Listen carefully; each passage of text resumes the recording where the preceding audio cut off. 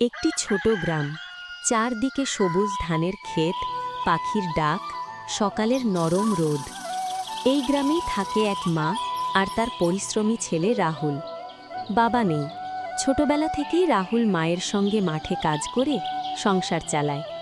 তাদের নিজের জমি নেই, গ্রামের বড় জমিদার মহেশ চৌধুরীর জমিতে কাজ করে তারা। রাহুল, ওঠ বাবা, রোদ উঠে গেছে, আজ অনেক কাজ আছে মাঠে। উঠছি মা, আজ না গেলে কি চলবে না? চলবে না রে, আমরা গরিব মানুষ, কাজই আমাদের ভরসা। ঠিক আছে মা, তুমি চিন্তা করো না, আমি সব সামলে নেব। রাহুল মাঠে গিয়ে মন দিয়ে কাজ শুরু করে। ঘাম ঝরছে, কিন্তু সে থামে না। হঠাৎ দূর থেকে দেখা যায় জমিদার মহেশ চৌধুরী ধীরে ধীরে হেঁটে হেঁটে মাঠের দিকে আসছে। এই রাহুল, কাজ করছিস ভালোই, কিন্তু শুনলাম তুই নাকি এই জমি নিজের বলে ভাবতে শুরু করেছিস। না মালিক, আমরা তো শুধু কাজ করি, জমি তো আপনারই। তাই নাকি?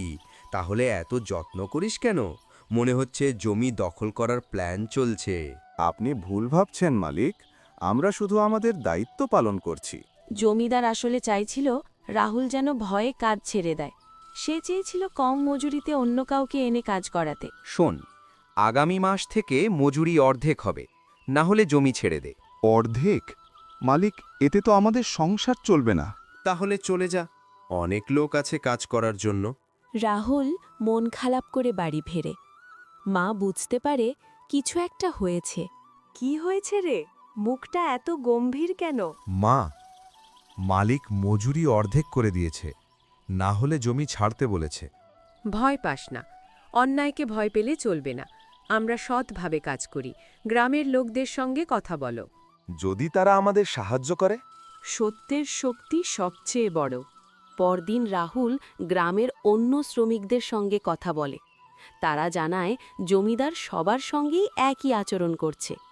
সবাই মিলে সিদ্ধান্ত নেয় একসাথে প্রতিবাদ করবে। মালিক, আমরা সবাই একসাথে কথা বলতে এসেছি। এই অন্যায় মজুরি আমরা মেনে নেব না। আমরা পরিশ্রম করি, আমাদের ন্যায্য অধিকার চাই। তোরা সবাই এক হয়ে গেছিস নাকি? হ্যাঁ মালিক, আমরা অন্যায় সহ্য করব না। গ্রামবাসীদের ঐক্য দেখে জমিদার বুঝতে পারে এবার আর ভয় দেখিয়ে লাভ নেই। সে মজুরি আগের মতোই রাখার সিদ্ধান্ত নেয়। ঠিক আছে, মজুরি আগের মতোই থাকবে। জয় হোক ন্যায়ের। দেখেছিস রাহুল, একতা আর সাহস থাকলে অন্যায় টেকে না। মা, আজ বুঝলাম, ভয় নয়, সাহসী আসল শক্তি। সেই দিন থেকে গ্রামে অন্যায়ের বিরুদ্ধে সবাই একসাথে দাঁড়াতে শিখল। রাহুল আর তার মা সুখে শান্তিতে জীবন কাটাতে লাগল।